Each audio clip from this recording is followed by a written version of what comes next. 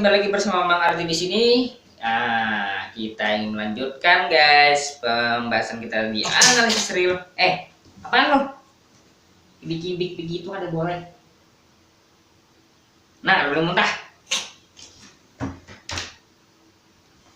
Bentar guys. Aduh, parah nih. Pada kucing bersin coba.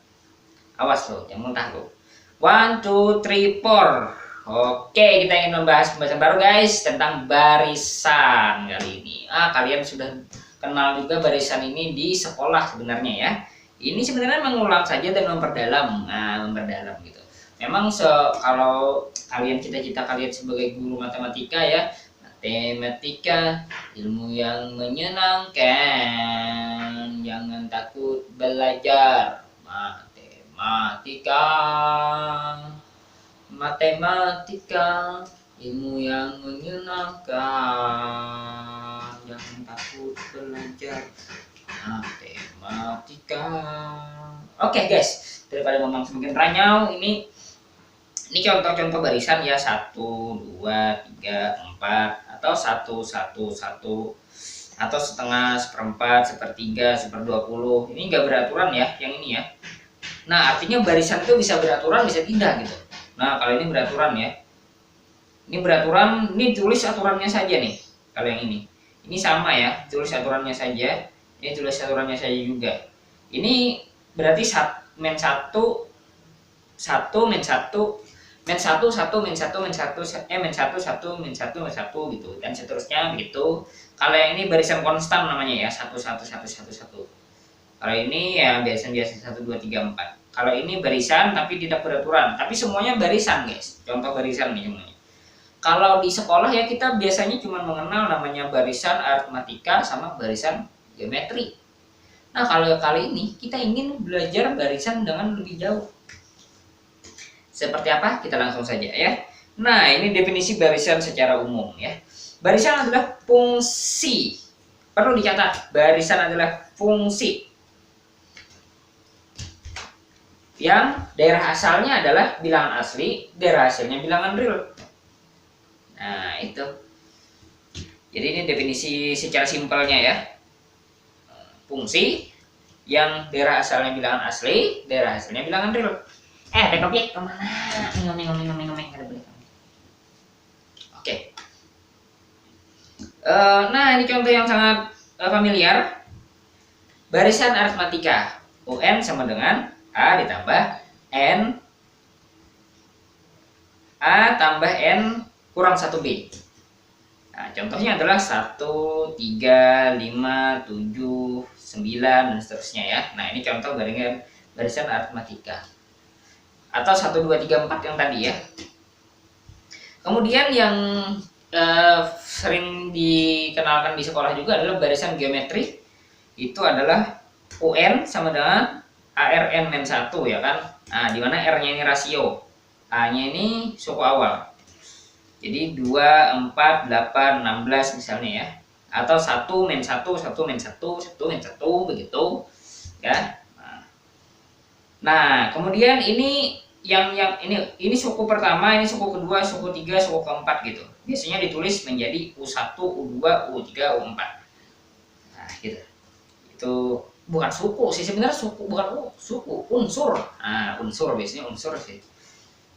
Pak Parno tuh bilang unsur itu.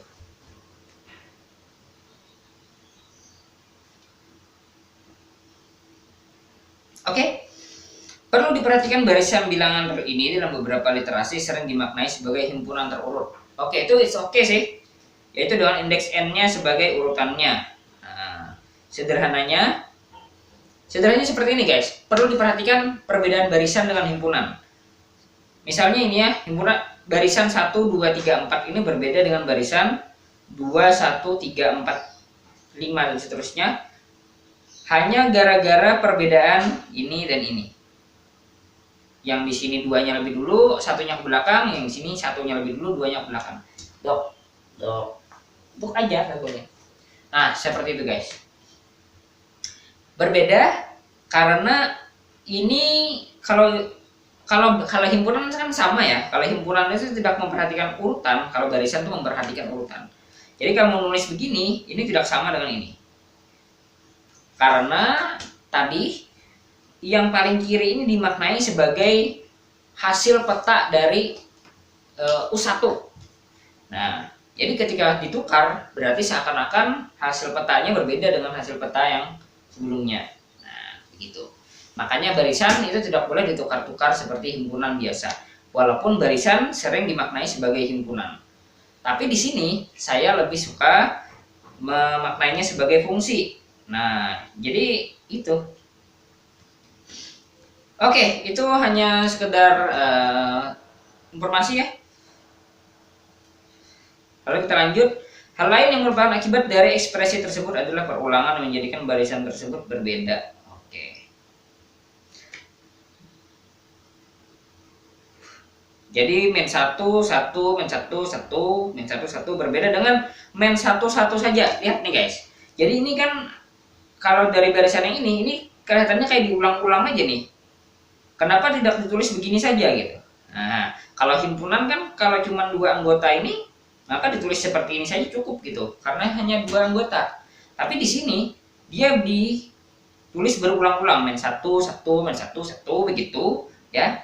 Karena tadi ini sebagai U1, yang ini sebagai U2, yang ini sebagai U3, ini sebagai U4. Men 1 yang di sini berbeda dengan men 1 yang di sini karena ini adalah U1, yang ini adalah U5. Berbedanya pada sebagai statusnya saja, tapi nilainya tetap sama, men 1 ya. Oke. Itu perbedaan barisan dengan himpunan. Intinya, kalau kalian nulis barisan tidak boleh begini saja. Ya. Kecuali nanti untuk barisan konstan itu ada, boleh kamu menulis seperti ini ya, untuk barisan konstan. Misalnya 1,1,1 begitu dan seterusnya. Ini bisa ditulis sebagai 1 seperti ini saja. Cuman biasanya ditulis di sini ada nih n dari 1 sampai tak hingga begitu. Itu boleh ya. Boleh saja. Mungkin aja dosen kalian menulis seperti itu. Atau ada juga yang di buku itu biasanya menulis barisan pakai yang himpunan kurung biasa gini saja. Gini ya misalnya ya. AN gitu ya, N dari 1 sampai tak hingga. Ini boleh juga, tidak masalah ya. Ini hanya masalah simbol saja. Biasanya berbeda di buku ya, berbeda. Tidak masalah sih. Itu tidak merubah tidak menyalahi logika. Jadi selama tidak menyalahi logika, matematika masih tetap bisa mentoleransi ya. Kecuali dia terlalu menyalahi tradisi. Misalnya kan definisi himpunan. Bilangan ditulis sebagai himpunan. Himpunan merupakan anggota himpunan yang sesuatu yang sudah sama kita pelajari bersama gitu. Nah itu diusahakan ya, sangat tidak dianjurkan itu untuk berbeda. Jangan bikin simbol-simbol yang agak nyeleneh sendiri gitu ya, kecuali Anda expert sudah. Oke, kita lanjut ya. Selanjutnya ketika kita bicara barisan di sini, ini selalu kita maknai sebagai barisan tak berhingga.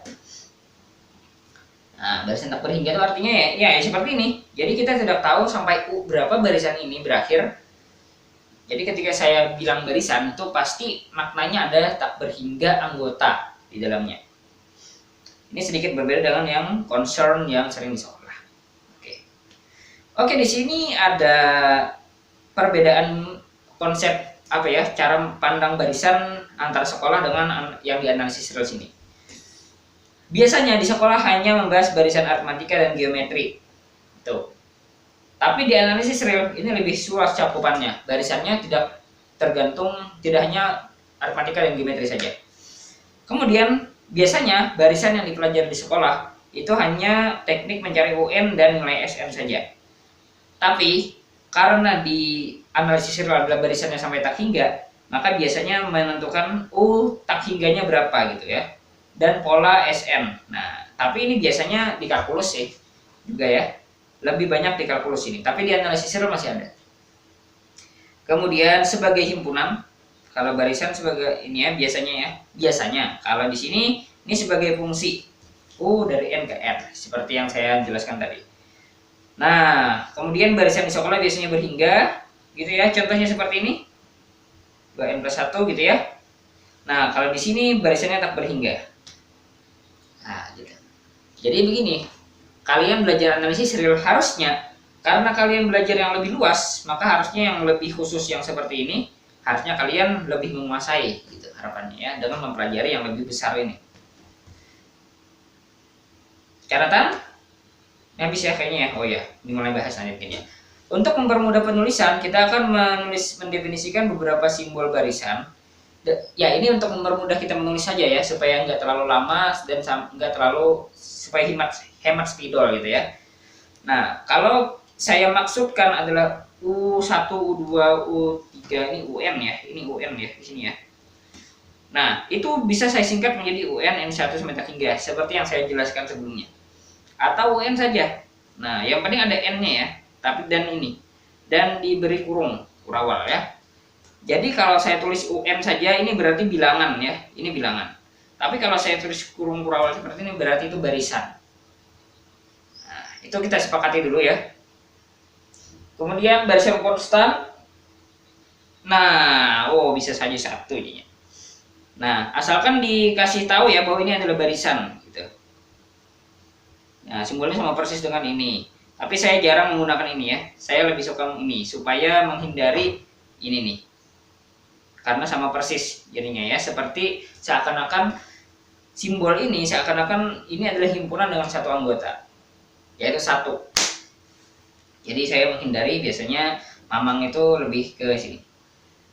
Oke, mungkin itu saja dari Mamang ya. Insya Allah akan kita bahas selanjutnya tentang barisan, teori barisannya di video selanjutnya. Thank you for watching.